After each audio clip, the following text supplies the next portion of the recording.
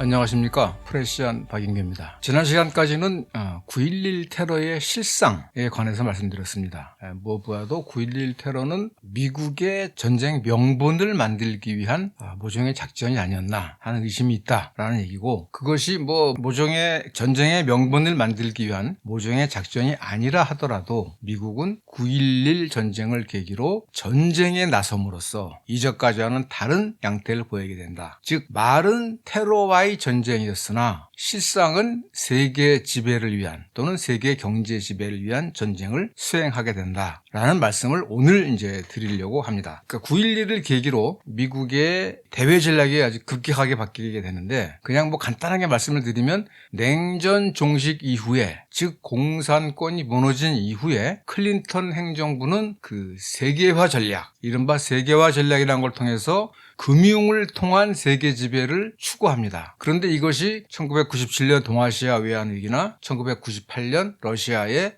외채 지불 불능 사태, 그리고 2000년도 미국 시애틀에서 WTO 반대 시위 등, 즉 세계화의 부작용과 반대가 커지면서 사실은 수행하기가 어려웠어요. 그런 상황에서 2001년 9.11이 나면서 부시 행정부는 다른 형태의 세계 경제 지배를 추구합니다. 그것은 뭐냐면 대중동 지역에 있는 석유 자원, 즉 걸프만과 카스피해 부근에 있는 석유 자원을 통제함으로써 전 세계 경제를 통제할 수 있다라는 것입니다. 즉 전 세계의 석유 자원의 약 3분의 1에 있는 지역을 미국이 통제할 수 있다면 유럽이든 러시아는 아니겠지만 중국이든 동아시아를 통제할 수 있다라는 것이죠. 그런데 석유 자원을 통제하려면 그 석유 자원이 나는 곳은 물론이고 그것의 운반 노릇까지도 통제할 수가 있어야 돼요. 그러려면 군사력이 필요한 거죠. 클린턴은 금융력으로 세계화를 했다면 부시 행정부는 군사력으로 석유 자원을 통제하면서 세계 경제 지배를 통제하겠다. 이게 이제 그래서 군사적 일방주의로 나타나는 것인데, 그러면서 이제 외교라든가 대화나 협상을 무시하게 되는 것이죠. 그러면 9.11 테러에서 어떻게 이런 군사력을 앞세운 석유 자원 지배를 통한 세계 경제 통제가 이루어졌는가를 보려면, 그것이 그 아프간 공격에서 이라크 공격으로 이어지는, 바로 거기에서 미국의 진짜 속셈이 나타난다는 것입니다. 왜냐하면 아프간 공격까지는 많은 사람들이 공감을 했어요. 왜냐하면 9.11 테러를 저질렀다고 알려진 알카에다의 은거지였기 때문에 그것을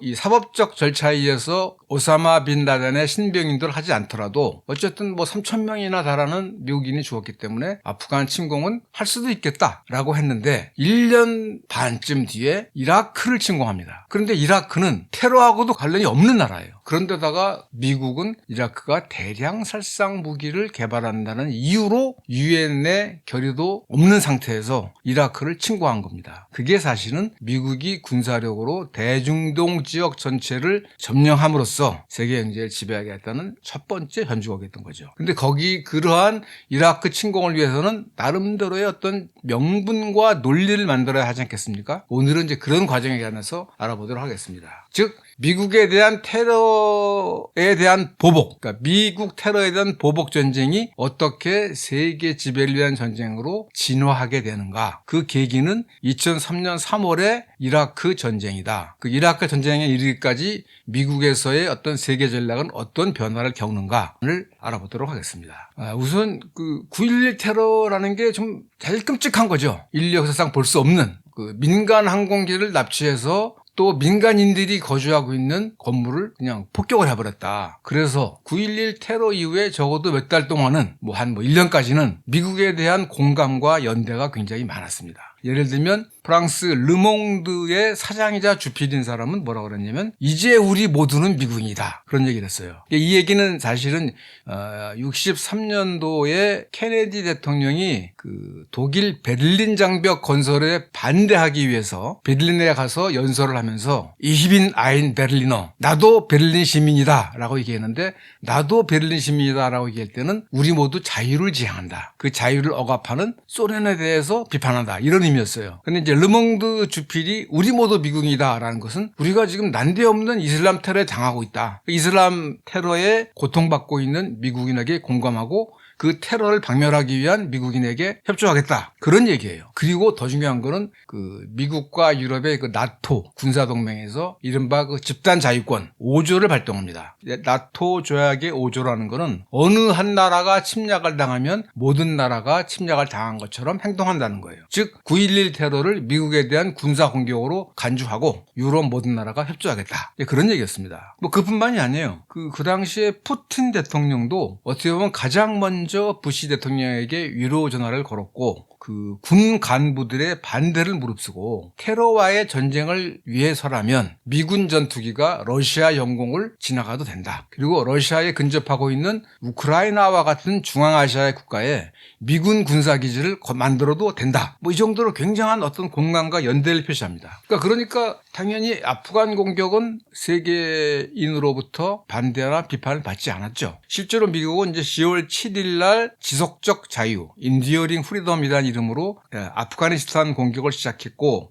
약 11월 중순, 한 달 뒤인 11월 중순에 탈레반이 수도 카불을 떠났고 그리고 이제 12월 7일 날이면 완전히 탈레반을 쫓아냅니다. 한 두 달 만에 탈레반 정권, 즉 알카에다를 아프간에 감춰줬다고 얘기되는 탈레반 정권을 붕괴시킵니다. 그러면 어떻게 보면 물론 이제 오사마 빈 라덴을 잡지는 못했죠. 그러나 일단 테러와의 전쟁의 1차 목표는 달성했다고 할 수 있는 겁니다. 자, 그러면 이제 2001년 12월부터 미국은 테러와의 전쟁을 위해서 무엇을 할 것인가? 이제 그것을 보여주는 징조가 2001년 12월부터 나타나기 시작하는데 우선 이제 뭐 일종의 뭐 상징이라고 볼 수 있는데요. 9.11 테러 당시에 파키스탄의 정보기관 ISI의 수장 마무드 아마드라는 사람이 미국을 방문하고 있었어요. 그래서 이제 이것과 관련해서도 상당한 그 어떤 음모 이론이 있는데 뭐 그거는 빼놓고 파키스탄 정보기관 ISI는 1979년부터 89년까지 진행된 아프간 전쟁에서 그 무슬림 전사들, 이른바 아랍 아프간들, 무자헤딘들을 훈련시키고 뭐 운반시키고 하여튼 후원자입니다. 그리고 알카에다하고도 가까워요.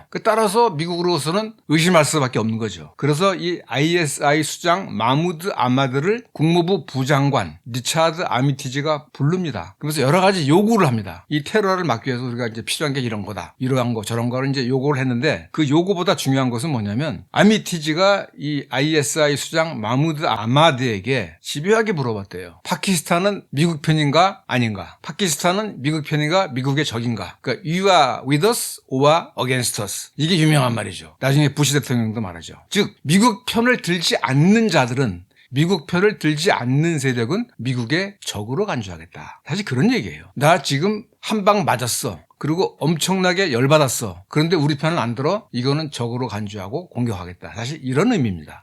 또 하나는 역사는 오늘 시작된다. History starts today. 오늘부터 새로운 역사가 시작된다는 얘기입니다. 즉 9.11 이후 세계는 새로운 시대로 접어들었다. 그리고 그 의미는 뭐냐면 이제 우리가 미국이 9.11을 계기로 세계를 미국의 이미지대로 개조하겠다. 이게 사실은 1941년도에 그 타임지 발행인인 헨리 루스가 아메리칸 센츄리 20세기를 미국의 세계를 만들자고 하면서 나온 얘기가 그 얘기예요. 세계를 미국의 이미지대로 만들 수 있다 하는데 이걸 다시 하겠다는 겁니다. 이 미국 사람들은 이제 그런 어떤 자부심이 강해요. 자신들이 세계를 우리 생각대로 의도대로 고칠 수 있다. 만들어낼 수 있다 생각이 있어요. 그러니까 실제로 부시 대통령의 선거 참모했던 칼 로브라는 친구가 나중에 이와 비슷한 얘기를 합니다. 미국이 역사 창조의 주역이라는 거예요. 쉽게 말하면 미국은 역사, 즉 새로운 현실을 만들어내고 다른 나라들은 그 역사를 바꾼다든가 이런 걸 하는 게 아니라 그 역사를 해석하고 공부할 뿐이다. 즉 9.11을 계기로 미국은 세계를 미국의 이미지에 맞게 바꾸겠다라는 것입니다. 즉 2차 대전 이후에 미국이 냉전 전략, 봉쇄 전략 또는 NSC 68을 통해서 미국의 세계를 만들었듯이 이제 9.11을 계기로 새로운 그 2차 대전 이후와 같은 새로운 대전략을 만들겠다는 겁니다. 그리고 그 핵심은 뭐냐? 군사적 일방주의입니다. 군사력을 앞세워서 미국 마음대로 세계를 요리하겠다. 그리고 그 첫 번째 시도가 뭐냐? 바로 이라크 침공입니다. 자, 그럼 그 이라크 침공을 통한 미국의 그 어떤 세계 지배. 자, 그것을 이제 지금부터 살펴보도록 하겠습니다. 2011년 12월에 그 탈레반 정권이 완전히 이제 무너졌다고 그랬어요. 그러면서 2011년 12월부터 그로부터 1년 한 2, 3개월이 지난 2002년 2월까지 그러니까 아프간 전쟁이 끝나고 이라크 침공이 있기 1년 전까지 미국의 새로운 대외 전략이 수립됩니다. 탈냉전 이후 클린턴 행정부까지는 그 이전에 2차 대전 이후의 미국의 전략 봉쇄와 억지를 따라왔다면 9.11을 계기로 미국의 새로운 대외 전략을 수립합니다. 그 핵심은 뭐냐? 압도적 군사력으로 경쟁자의 출현을 막는다. 미국에 대한 경쟁자의 출현을 막는다. 그리고 나아가서 세계 지배의 핵심 지역으로서 대중동 지역을 확실하게 지배한다. 왜? 냉전의 종식과 함께 미국의 가장 관심 지역이었던 유럽과 동아시아는 안정이 됐으므로 이제는 대중동 지역밖에 안 남았다. 그리고 대중동 지역을 지배하기 위한 핵심 지역은 어디냐? 이라크부터 시작한다. 그리고 이것은 사실 1992년 3월 달에 월포위츠가 만들었다가 뉴욕타임스가 보도해서 문제가 됐던 국방계획 지침 내용을 다시 실천하는 겁니다. 그 당시에는 뉴욕타임스가 이 내용을 보도하면서 워낙 반발이 많아서 사실상 철회했던 거거든요. 근데 여기서 문제는 뭐냐? 자, 미국이 9.11 테러를 계기로 대중동 지역 전체를 지배함으로써 물론 이제 미국은 민주주의 확산이라고 내세웁니다. 그 명분을. 그럼으로써 중동 지역의 석유 자원을 통제하고 그것을 바탕으로 뭐 유럽이든 중국이든 러시아든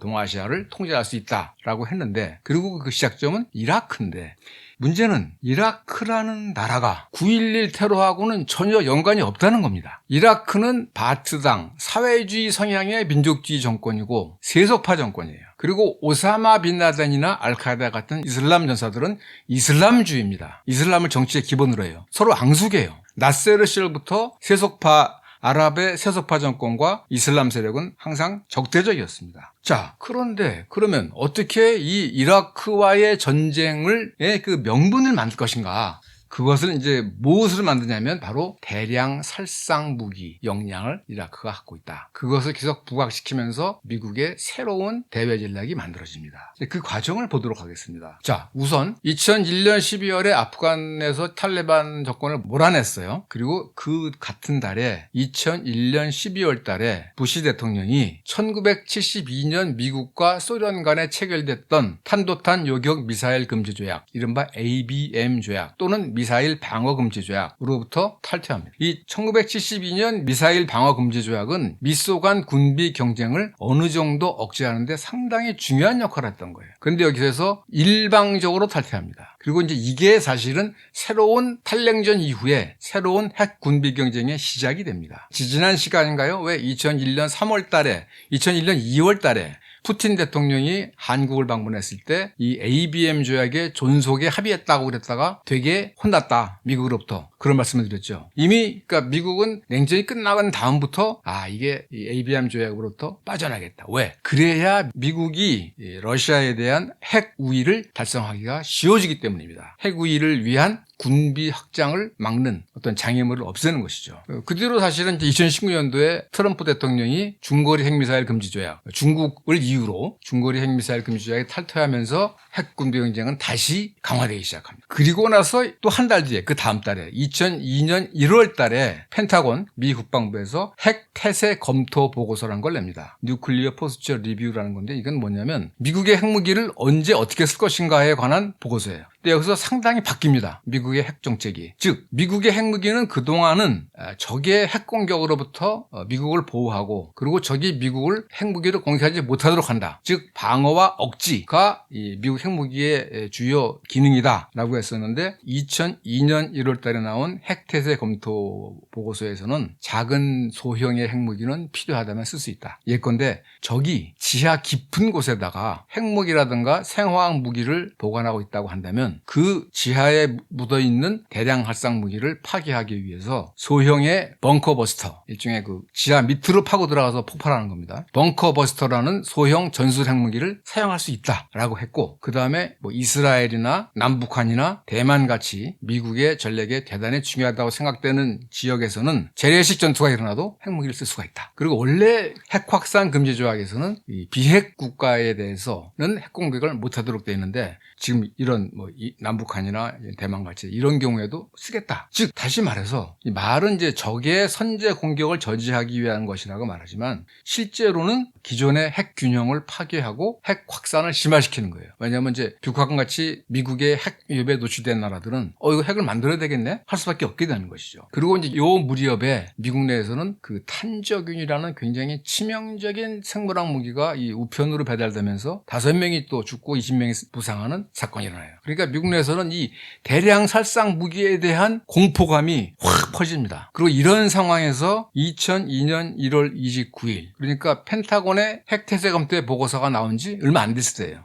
2002년 1월 29일 날 부시 대통령이 연두교서에서 이란, 이라크, 북한을 악의 축이라고 명명하면서 여기에 대항하겠다라고 명명합니다. 왜 악의 축이라고 그랬느냐? 그거는 이유가 있습니다. 1998년에 출범해서 2001년 1월 달에 보고서를 낸 미사일 방어위원회라는 게 있어요. 럼스펠드 장관이 위원장이고 미국이 외국의 미사일 공격으로부터 얼마나 안전한가에 대한 상황을 평가한 것입니다. 95년도에 미국 CIA는 15년 이내로는 문제없다 했는데 럼스펠드가 새로 만든 이른바 팀 B죠. 여기에서는 아니다. 5년 내에 우리가 위험을 받을 수가 있다. 외국의 적대국의 ICBM으로부터. 그리고 그것이 가능한 나라가 누구냐? 이란, 이라크, 북한입니다. 바로 이 이란, 이라크, 북한을 악의 축이라고 명명한 거예요. 그리고 악의 축에 대항해서 미국이 자체 방어를 강화하겠다라고 얘기한 건데 언제나 미국은 방어를 얘기하지만 사실은 그것은 공격인 것입니다. 이렇게 해서 미국의 테러와의 전쟁의 명분이 바뀌어 갑니다. 2001년 9월 달부터 2002년 1월 말까지 사이에 약 5개월 동안에 미국의 테러와의 전쟁의 목표 또는 명분이 이렇게 슬그머니 바뀌는 겁니다. 첫 번째는 9.11 테러를 저지른 범죄자 알카에다 또는 그 감춰준 은닉해진 국가 즉 탈레반 정권 아프간이라는 나라의 탈레반 정권 그래서 9.11 테러를 저지른 범죄자를 응징하겠다 였다가 두 번째로는 그런데 이 테러 분자들이 아직도 암약하고 있고 제일 무서운 거는 이 테러 분자들이 핵무기를 비롯한 대량 살상 무기를 가진 것이다. 그래서 이것을 막아야 된다라고 했고 그 다음에는 세 번째 가서 미국의 적대적인 국가들이 이 테러 분자들에게 핵무기를 비롯한 대량 살상 무기를 공급할 수도 있다. 이거를 막아야 된다. 그 적대적인 국가들 중에 대표적으로 이란, 이라크, 북한을 악의 축이라고 명명한 것이죠. 그리고 그 다음에 가서는 테러 분자가 아니라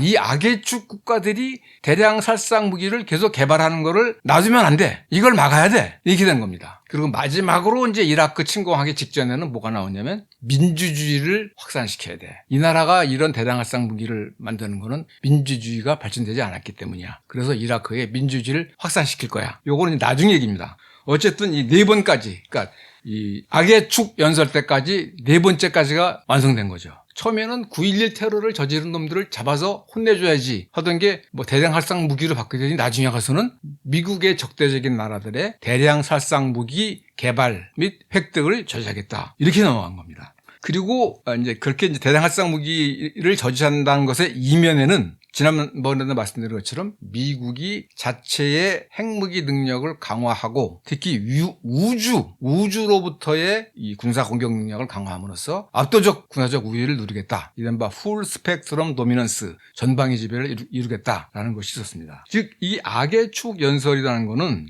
다시 말해서 아프간 전쟁 이후 9.11 테러 이후 아프간 전쟁 이후 미국의 새로운 대외 전략의 방향을 크게 봐서 제시한 것이죠. 즉 그러면서 이라크를 치는 게 사실은 70년대부터 또는 91년 걸프전쟁 이후 미국 네오콘들의 목표였다고 한다면 그냥 이라크를 치고 들어가는 거는 문제가 있어. 뭔가 그럴듯한 명분과 논리를 만들어야 돼. 그런데 그 명분과 논리를 만드는 작업을 누가 하냐면 그 당시 백악관 안보보좌관이었던 콘돌리자 라이스가 주도합니다. 즉 탈냉전 이후에 미국의 새로운 대외 전략, 새로운 대전략, 그랜드 스트래티지 이걸 만들어야겠다. 2차 대전 이후에 봉쇄, 억지 뭐 이런 개념들을 조지 캐논이라든가 딘 애치슨이라든가 폴 리츠가 만들었다면 거기에 비견되는 새로운 미국의 대전략을 만들겠다. 그래서 원래 이 미국의 안보의 전략을 가는 것을 콘돌리자 라이스가 주도를 하면서 자신의 동료인 버지니아 대의 필립 젤리코라는 사람에게 지시를 해서 만들게 됩니다. 핵심은 뭐냐면 2차 대전 이후 냉전 시대의 미국 대외 전략의 핵심은 봉쇄, 억지, 그리고 사실 이제 태도로 봐서는 소련이라는 막강한 적이 있기 때문에 신중하게, 그리고 미국의 힘에는 한계가 있다는 것을 인정하자라는 거였는데, 이때는 9.11 이후에는 탈냉전 이후이기 때문에 미국이 선제 공격을 할 수도 있다. 그리고 미국이 마음에 안 드는 나라들은 정권 교체를 할 수 있다. 그렇게 해서 민주주의를 확산하겠다라는 겁니다. 그러나 사실 2차 대전 이후의 냉전 전략이나 냉전 종식 이후에 미국의 대외 전략은 사실 핵심은 뭐냐면 자본주의 경제체제의 확대입니다. 미국이 주도하는 자본주의 경제체제의 확대인데, 이걸 이제 그럴듯한 자유, 인권, 민주주의 이런 거로 포장을 한 거죠. 근데 냉전 시대에는 봉쇄와 억지, 좀 신중하게 하자라고 했다고 한다면, 탈냉전 이후에는 미국이 이겼으므로 이른바 승리주의 트라이엄폴리즘에 따라서 이제 거리낄 게 있나, 마음에 안 들면 선제 공격하고 정권 바꿔가지고 민주주의 확산시키면 되지, 이렇게 된 겁니다. 그리고 이러한 미국의 새로운 탈냉전 이후에 새로운 군사 전략이 모습을 차츰 드러내게 되는데, 그 첫 번째가 2002년 6월 달에 부시 대통령이 미 육사 웨스트 포인트 졸업식에 가서 연설을 합니다. 여기서 중요한 것은 지금 말한 미국의 대외 군사 전략은 억지에서 선제 행동, 사실은 선제 공격이죠. 프리엠티브 액션이라고 하는데, 선제 공격, 그러니까 선제 공격이라는 건 뭐냐면 적이 우리를 칠 것 같아, 이게 분명해, 그러면 공격할 수 있다는 겁니다. 이게 경계가 이게 침략이냐 자유냐가 좀 애매한 거예요. 내가 봤을 때 제가 우리 공격할 것 같아. 내가 봤을 때 이라크가 대량 활상 무기를 만들어서 우리 공격할 것 같아. 그럼 우리는 공격할 권리가 있다는 겁니다. 그래서 이제 그거를 예방전쟁이라고도 하는데, 침략과 예방전쟁과 선제 공격에 대한 약간 애매합니다만, 중요한 것은 자위를 위한 전쟁은 아니라는 거죠. 즉 미국은 더 이상 전쟁 방지를 위한 봉쇄 억제 전략에 의존하지 않겠다라는 얘기예요. 그리고 이 얘기는 사실은 아주 그냥 까놓고 얘기하면 자위를 위한 전쟁만이 정당하다라는 게 유엔 헌장 정신인데, 우리 거기에 얽매이지 않겠다는 겁니다. 미국이 봤을 때 미국이 안보에 위협이 된다고 생각이 되면 공격할 수 있다. 그래서 이제 라이스나 부시 대통령이 유명한 말을 많이 했죠. 즉 버섯 구름이 터지기 전에 우리는 그걸 막을 권리가 있다라는 겁니다. 버섯 구름이 뭐냐? 핵무기. 이라크가 핵무기 개발해서 우리를 공격하기 전에 우리가 그거를 막을 수 있다. 그러면서 이제 계속 미국은 이라크가 아직도 핵무기를 개발하고 있다라고 주장을 하는 거죠. 이거는 사실은 이제 선제 공격이라기보다는 예방전쟁이고, 예방전쟁이라는 게 이제 프리벤티브 워라고 그러는데, 이게 좀 점잖게 말한 것이 이게 사실은 침략입니다. 군사 침략이에요. 그리고 이러한 부시 대통령의 연설이 2002년 9월 달에 정식 문서로 채택이 됩니다. 그게 국가 안보 전략, 내셔널 시큐리티 스트래티지, 새로운 국가 안보 전략으로 문서화가 됩니다. 31쪽의 보고서라고 그러는데, 핵심은 뭐냐? 지금 말한 선제 공격론입니다. 미국의 안보가 위협받는다고 판단되면 우리는 공격할 수 있다라는 것이고, 두 번째는 어느 나라에게도 도전받지 않는 초강대국이라는 미국의 지위를 유지하겠다. 그리고 그 미국의 초강대국의 지위를 유지하기 위해서 뭐라도 하겠다라는 것이고, 세 번째는 앞으로 미국은 해외에서 민주주의 확산을 위해서 노력하겠다. 즉 말하자면 색깔혁명의 시작이죠. 미국의 안보를 위해서 선제 공격도 마다하지 않겠다. 그리고 미국의 초강대국의 지위를 지키기 위해서 역시 또 군사력을 쓰겠다. 그런데 그 목표는 뭐냐? 해외의 민주주의를 확산하기 위한 것이다. 왜? 해외에 민주주의가 확산이 돼야 미국의 안보에 도움이 되기 때문이다 라고 하는데, 이건 사실은 명분이죠. 사실은 뻥이죠. 뻥. 어떻게 보면. 어쨌든 좋습니다. 이렇게 해서 2001년 12월부터 약 10개월 사이에, 2002년 9월까지 사이에, 그러니까 미국이 ABM 조약에서 탈퇴하면서 2002년 9월 달에 미국의 새로운 국가 안보 전략 문서를 만들면서 미국의 새로운 대외 전략은 수립이 된 겁니다. 그러니까 이게 말하자면 이제 이라크를 공격하기 위한 어떤 커다란 개념의 틀, 명분, 논리 이런 게 만들어진 거죠. 그리고 이제 드디어 이제 이라크 공격을 준비하고 나아가는 겁니다. 자, 몇 번 말씀드렸습니다만 이라크는 1970년대에 소련 및 동유럽의 도움을 받아서 자국의 석유 자원을 국유한 것부터 이미 미국의 눈밖에 나기 시작했어요. 그때 이미 한번 손을 봤어야 되는데 그때는 베트남 전쟁 말기고 석유 쇼크가 있고 해서 건드릴 수가 없었습니다. 게다가 이제 80년에는 이란 이라크 전쟁이 나니까 미국이 이라크를 도와줬죠. 근데 그래서 이라크가 이겼습니다. 그러니까 이라크를 이제 경제 제재로 조이다 보니까 또 쿠웨이트를 침공했어요. 그래서 걸프 전쟁 때 쫓겨났죠. 그때까지는 이제 걸프 전쟁 이전까지는 미국과 이라크가 한편이었습니다만 걸프 전쟁에서 쿠웨이트를 침공한 이라크를 쫓아냈지만 그때 이제 미국이 못한 게 후세인의 정권 교체예요. 후세인을 권좌해서 쫓아내야 했는데 그걸 못했습니다. 그러니까 91년부터 미국은 이른바 비행금지 구역이라고 그래서 계속 이 군사적 압박을 가하면서 경제 제재를 통해서 이라크 경제를 그야말로 초토화시킵니다. 그러면서 이제 2002년 계속 한 것이 뭐냐면은 전쟁의 명분을 만들어내는 거예요. 그게 뭐냐? 이라크가 여전히 핵무기를 비롯한 대량 살상 무기를 만들고 있다. 실제로 이라크는 1970년대에 핵무기를 만들려고 그랬어요. 그거를 한번 저지한 게 81년에 이스라엘 전투기들이 이라크에 있는 이라크 오시라크에 있는 원자로를 폭격한 적이 있습니다. 그러니까 그런 관련해서 계속 이제 이 이라크의 대량 살상 무기 개발이 심상치 않다. 그런데 그걸 이제 말하자면 이제 정보 조작 또는 가짜 뉴스를 통해서 계속 만들어내는 거죠. 이거를 뭐 지금 이 자리에서 다 구체적으로 설명을 드릴 수는 없는데 몇 가지 예를 들면 체니 부통령이 워싱턴 인근 랭리에 있는 CIA 본부를 여러 차례 찾아갔대요. 그래서 그 이라크의 대량 살상 무기를 분석하고 평가하는 CIA 분석관들과 여러 차례 얘기했답니다. 그건 뭐냐? 이라크 지금 대량 살상 무기 가까워졌어라고 해서 압력을 넣는 겁니다, 사실은. 그리고 CIA 그리고 DIA 국방정보국이요. 그러니까 군부 밑에 있는 정보부죠. 여기에 정보 분석관들에게 계속 압력을 넣었다는 거예요. 계속 압력을. 그리고 그 밖에 월퍼위츠하고 가까운 아브라함 실스킨가 하는 사람을 국방부 내에 부를 들여서 기존의 정보기관과 다른 또 정보팀을 만들어요. 그래가지고 계속 하여튼 뭐 이라크가 핵무기 만들고 있다라는 온갖 정보를 내섭니다. 여기에다가 이라크 후세인 정권에서 망명한 아흐메드 찰랍이라고 있어요. 이런 망명객들로부터 가짜뉴스를 무지하게 공급받습니다. 이렇게 해서 미국 국내에서는 이라크가 미국을 치기 위한 대량 살상 무기, 특히 핵무기를 생산하고 있다라고 하는 것이 특히 이제 미국의 상층부에서는 거의 사실인 것처럼 통용이 됩니다. 실제로 미국은 지난번에도 말씀드렸습니다만 9.11 테러 직후부터 이라크 군사 공격에 대한 시나리오를 만들고 있었어요. 계속 만들어 왔고, 왜냐하면 거기 미국에서 이 이라크까지 군대와 장비를 보내려면 보통 5, 6개월 걸립니다. 91년 걸프전 때도 그랬어요. 90년 8월 달에 이라크가 쿠웨이트를 침공했는데 거기에 대한 대응에 나선 거는 91년 1월부터입니다. 마찬가지로 2001년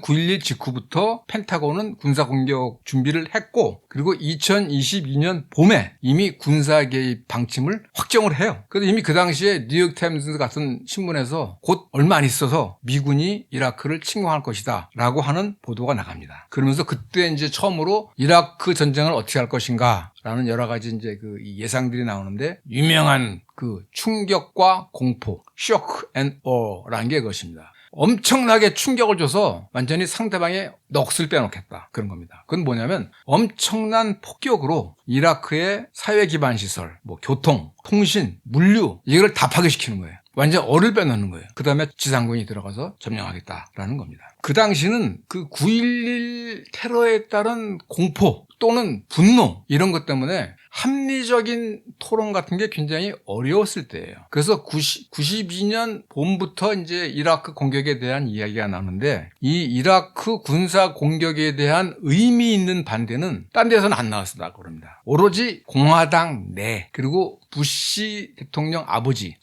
부시 행정부의 안보 및 외교관으로부터 나왔다고 그래요. 백악관 안보보좌관이었던 브렌트 스코크로프트, 그리고 국무장관이었던 제임스 베이커, 그리고 로렌스 이글버거, 이런 사람들인데, 특히 이제 그 브렌트 스코크로프트는 월스트리트 저널에 2002년 8월 달에 이제 칼럼까지 기고해 가면서 지금 미국이 일방적으로 이라크를 침공하면 이 이스라엘 팔레스타인 문제를 비롯해서 중동 지역의 그 안정을 해칠 뿐만 아니라 미국이 세계 다른 나라부터 고립될 수가 있다라고 상당히 아주 대놓고 반대를 합니다. 그러니까 이 사람들은 이제 그 냉전 시절에 이 소련을 경험해 본 사람들이기 때문에 아까 말한 것처럼 이제 신중함 또 미국의 힘의 한계를 인정하자라고 하는 거였는데 하여튼 그 당시에 2002년 당시에 이라크 전쟁과 관련해서 미국 내에서 유일하게 의미 있게 반대한 거는 요 아버지 부시 행정부 때의 외교 안보 관료들이었다고 그래요.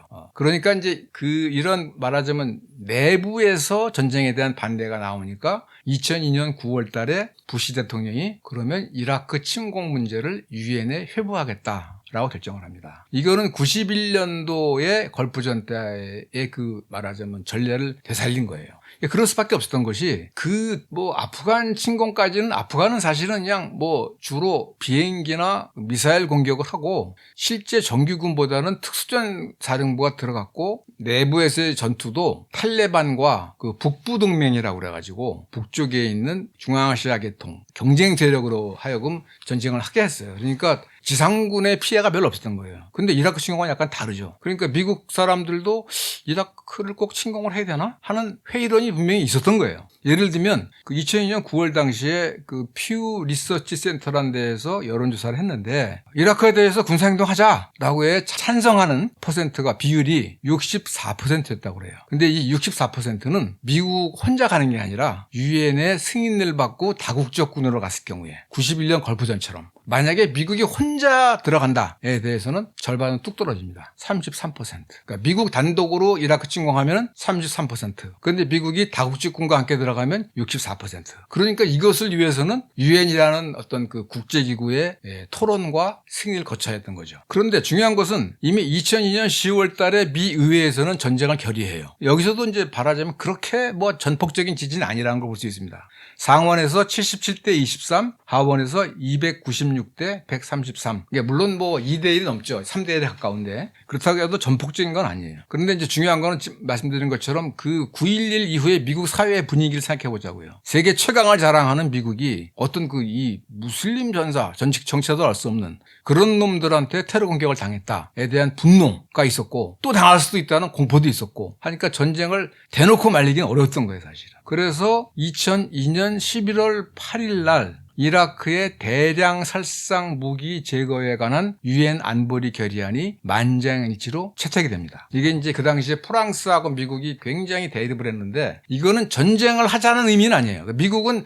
전쟁을 하자는 의미로 받아들였을지는 모르지만 프랑스에서는 전쟁을 하자는 게 아니라 이라크의 대량 살상 무기가 그렇게 문제가 된다고 하니 사찰단 보내서 찾아보자. 그러니까 실제로 미국은 98년까지 계속 이라크의 이 대량 살상 무기 개발을 감시하다가 98년도에 일방적으로 철수하고 없었어요. 그러니까 2002년도에 다시 보냅니다. 어쨌든 그런 과정을 거쳤는데 미국과 프랑스의 생각이 달랐던 거죠. 그렇지만 미국은 이미 이제 11월부터 계속 군 병력과 군 장비를 계속 보내면서 준비를 한 겁니다. 그러다 보니까 미국이 계속 전쟁 준비를 하네 하니까 이때 프랑스는 유엔 안보리 상임이사국이죠. 거부권이 있는 나라예요. 그래서 2003년 1월 달에 프랑스가 일방적으로 선언을 합니다. 이라크에 대한 군사 개입을 정당화할 수 있는 어떤 근거도 없다라고 믿는다. 즉 우리는 거부권을 행사하겠다라고 얘기를 한 겁니다. 여기에 러시아, 독일도 동조합니다. 그러니까 이제 직후에 부시가 새로운 명분을 내세워요. 2003년 2월 26일 날 미 기업연구소 연설을 통해서 후세인 이후에 이라크에 자유민주주의 정부를 세워서 이것을 중동 전체에 대한 모델로 삼겠다. 즉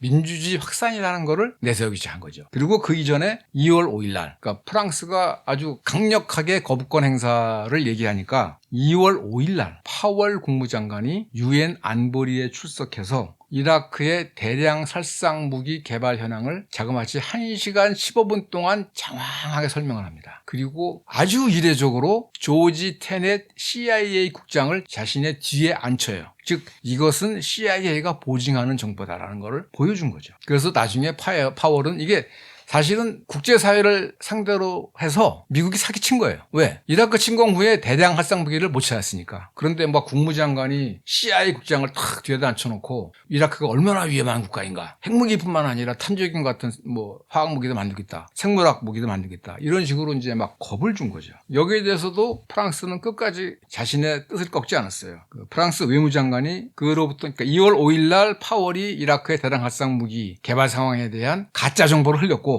나흘 뒤인 2월 9일 날 프랑스 외무장관 드 빌펜이라는 사람이 같은 안보리 회의실에서 프랑스는 역사상 언제나 인류와 역사 앞에 떳떳하게 서왔다. 즉 우리는 이번 불의한 전쟁에 찬성하지 않겠다라고 얘기한 겁니다. 그러니까 이제 26일 날 부시가 이거는 그냥 살상무기뿐만 아니라 이라크 민주화를 위한 거야. 이런 얘기를 한 겁니다. 결국은 3월 17일까지 프랑스의 마음을 돌리지 못했기 때문에 안보리 결의를 얻지 못해요. 그러니까 2002년 11월 달에 만들어진 안보리 결의안이 있지만 그것은 사실은 침공을 승인한 결의안은 아니에요. 이라크의 대량 살상무기 제거를 위한 결의안이었지. 결국은 그래서 약 6개월 동안 논전을 거듭한 끝에 미국은 유엔의 승인 없이 이라크를 침공한 겁니다. 미국이 그 유엔 승인을 얻기 위해서 그렇게 노력한 이유 중에 하나는 미국 내 여론도 있었지만 사실은 영국의 참전 때문이었어요. 영국도 미국을 도와서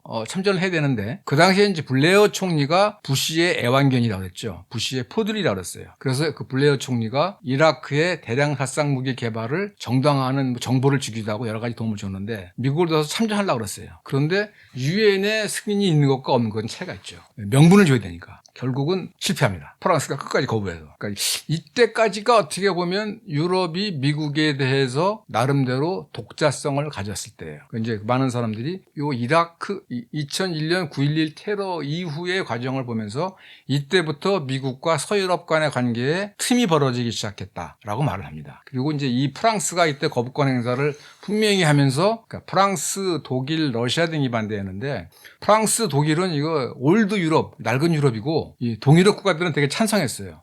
폴란드 같은 동유럽 국가들이 뭐 새로운 유럽이다 뭐 이렇게 얘기를 했고 그 미 국회에서 이제 그 사람들 먹는 이제 프렌치 프라이, 감자튀김, 그걸 프렌치 프라이, 프랑스 프라이죠. 그걸 이제 프리덤 프라이라고 이름도 바꾸고 뭐 하여튼 좀 유치한 짓도 합니다. 어쨌든 이때가 그래도 유럽이 미국에 대한 독자성을 유지했을 때고 그리고 이제 2008년도에 우크라이나를 나토에 가입시키겠다는 부시 대통령의 제의를 프랑스하고 독일이 그 당시엔 반대해서 일단 유예시킵니다. 그때까지가 사실 마지막이에요. 어쨌든 이렇게 해서 미국은 테러와의 전쟁을 실상은 세계 경제 지배를 위한 전쟁으로 만들어 나갑니다. 그리고 그 첫 번째가 이라크 전쟁이고 이라크 전쟁을 강행합니다. 근데 그 이라크 전쟁이 그 애초에 네오콘, 이 이라크 전쟁을 주도했던 네오콘의 생각만큼 잘 안 풀리죠. 그러면서 이제 21세기가 계속 지금까지 거의 한 25년의 지금까지도 이 전쟁의 시대가 계속되고 있는 것입니다. 그리고 중요한 것은 뭐냐면 중요한 것은 이렇게 미국이 계속된 전쟁에서 실패를 거듭하면서도 그 정책을 바꾸지 않는다는 거예요. 그 이유는 뭐냐? 이미 90년대부터 시작해서 네오콘이라는 집단들이 미국의 대외 안보 군사 전략을 장악하기 시작했고 이 9.11 테러 이후에는 확실하게 장악했다는 거예요. 그리고 그 의미를 미국의 언론인인 그 제임스 만이라는 기자가 있는데 이 사람이 2004년도에 그 불칸 집단의 패권 형성사라는 책을 냈어요. 영어로 Rise of Vulcans인데 이 불칸이라는 거는 체니, 럼스펠드, 월포비츠, 콘돌리자 라이스 거기다 이제 뭐 파월, 아미티지 이 6사람들을 불칸 대장장이라고 그럽니까? 대장장의 신. 이 사람들도 보고 이제 이 사람들이 네오콘의 핵심인데 네오콘의 정책 담당자의 핵심인데 이 사람들이 70년대부터 어떻게 해서 커왔는가. 그래서 소련과의 냉전에서 이기고 어떻게 해서 이라크 전쟁까지 끌고 들어갔는가를 분석한 책인데 결론 부분에서 이렇게 얘기를 합니다. 이 네오콘들의 이라크 침공 결정에는 그들의 세계관을 구성하는 모든 핵심 요소들이 집약돼 있다라고 하면서 그거를 5가지로 요약을 했어요. 첫째, 네오콘들은 미국 군사력의 중심적 역할과 효율성에 대해서 확고한 믿음을 갖고 있다. 즉 미국의 대외 전략에서 제일 중요한 것은 미국의 군사력이다. 두 번째, 네오콘들은 미국이 세계에 선을 확산시키는 세력, 즉 좋은 것, 미국의 좋은 일을 하기 위한 것이야. 민주주의, 인권 이런 거를 하기 위해서 우리가 군사력을 쓰는 거야 라고 하는 믿음을 갖고 있다. 더 나아가서 세 번째, 이러한 미국의 능력, 군사력을 이용해서 세계의 자유와 인권 같은 좋은 것들을 전파하는 미국의 능력은 거의 무한하다. 거의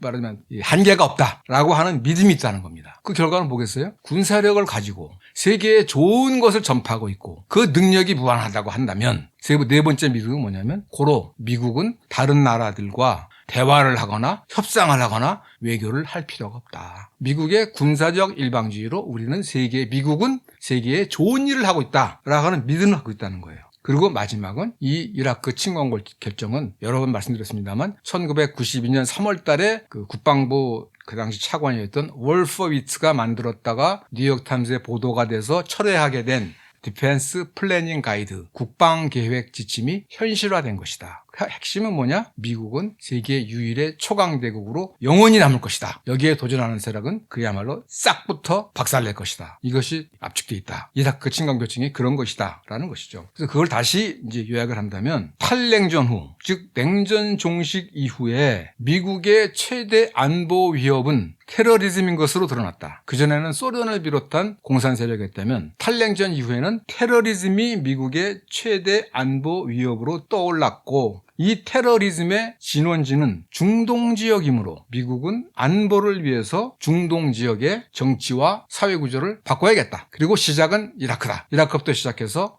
레바논, 시리아, 이란, 사우디, 중동지역 전체를 바꾸겠다라는 것을 했다는 것입니다.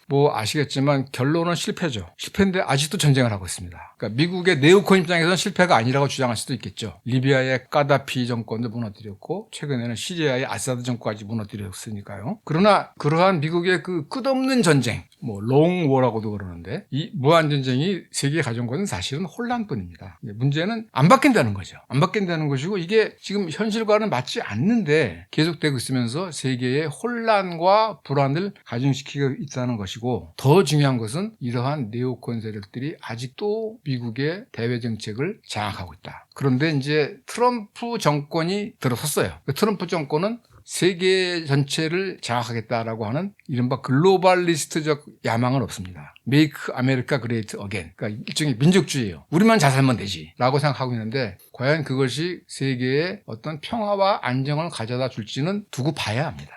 두고 봐야 한다고 생각을 하고 다음 시간에는 이라크 전쟁의 실제로 미국이 이라크를 침공해서 어떤 결과가 빚어졌는가에 관해서 알아보도록 하겠습니다. 오늘 얘기는 여기까지 하겠습니다. 지금까지 들어주셔서 감사합니다.